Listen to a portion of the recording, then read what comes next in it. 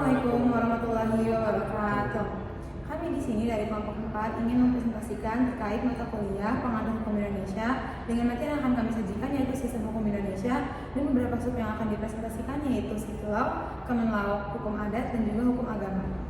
Dengan saya sendiri yaitu Kalisina Raisya dengan NIM 2508010807. Dengan saya adalah Priscilla Maihika Putri dengan NIM 25080100511. Dengan saya Muhammad Nabil Ahmad Wakil dengan NIM 25080100795. Dan dengan teman kami satu lagi yang sedang berhalangan hadir dikarenakan sesuatu hal. Saya Salwa Zikraina Al-Jifari dengan NIM 25080100787 akan menjelaskan mengenai komponen, karakteristik dari Civil Law dan Common Law, dan pengertian dari hukum adat. Selamat menyimak materi yang akan kami sampaikan. Terima kasih. Oke, yang pertama ada definisi. Sistem hukum adalah sebuah kesatuan peraturan, institusi, dan praktik hukum yang bekerja sama untuk mencapai tujuan hukum tertentu dalam suatu negara atau wilayah. Ini merupakan suatu sistem yang kompleks di mana berbagai unsur hukum saling berkaitan, mempengaruhi, dan saling bergantung satu sama lain untuk membentuk suatu tatanan hukum yang teratur, seperti yang dicontohkan dalam sistem hukum Indonesia yang merupakan gabungan dari hukum sipil, adat, dan Islam. Sistem hukum Indonesia memiliki 3 komponen, yaitu 1. Substansi hukum. Inti dari peraturan perundang-undangan mencakup seluruh perbuatan hukum. Yang kedua, ada struktur hukum, yaitu lembaga hukum, penegak hukum, dan badan peradilan seperti lembaga parlemen yang berfungsi untuk menjalankan fungsi hukum. Yang ketiga, yaitu ada kultur hukum, bagian dari masyarakat yang mencakup pola pikir dan pola perilaku terhadap hukum. Selanjutnya adalah tujuan. Sistem hukum dibentuk untuk menjamin keberlangsungan, keseimbangan, dan ketertiban di dalam lingkup masyarakat. Hal ini dapat dicapai melalui peraturan yang mengatur tentang kehidupan sosial, keadilan, dan sanksi untuk yang melanggar hukum, sehingga tujuan hukum dapat dijalankan sesuai sistematisnya. Selanjutnya akan saya bahas yaitu Civil Law. Civil Law ini merupakan suatu sistem yang berkembang dari tradisi hukum Romawi yang kemudian dikodifikasikan di Eropa daratan.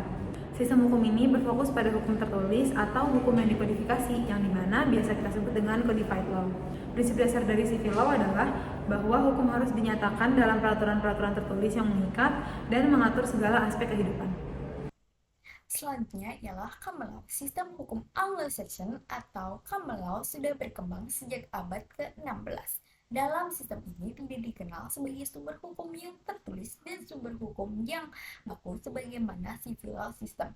Menurut Common Law, sumber hukum ini merupakan kebiasaan masyarakat yang dikembangkan di suatu pengadilan atau telah menjadi keputusan pengadilan.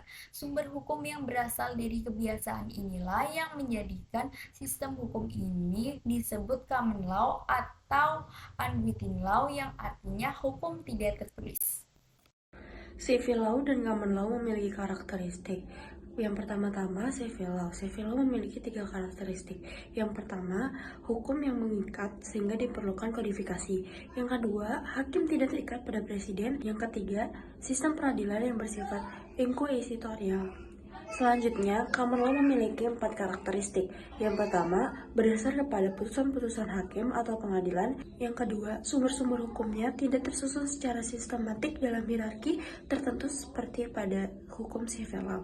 Yang ketiga, mengenal pembagian hukum publik dan hukum privat seperti pada Civil Law. Yang keempat, berlaku di Inggris dan sebagian besar negara penjajahan dan persemakmuran. Selanjutnya adalah perbandingan Civil Law dan Common Law. Perbedaan paling mendasar dari Civil Law dan Common Law ini adalah Civil Law berasal dari kode hukum tertulis yang sistematis yang berasal dari Romawi kuno. Sedangkan Common Law tumbuh secara organik dari putusan-putusan hakim yang dibuat dari waktu ke waktu di Inggris. Perbedaan ini memiliki dampak yang signifikan karena negara-negara banyak yang menganut sistem hukum yang berbeda. Meskipun Civil Law dan Common Law memiliki perbedaan mendasar, dalam praktiknya kedua sistem ini mulai mengalami konvergensi.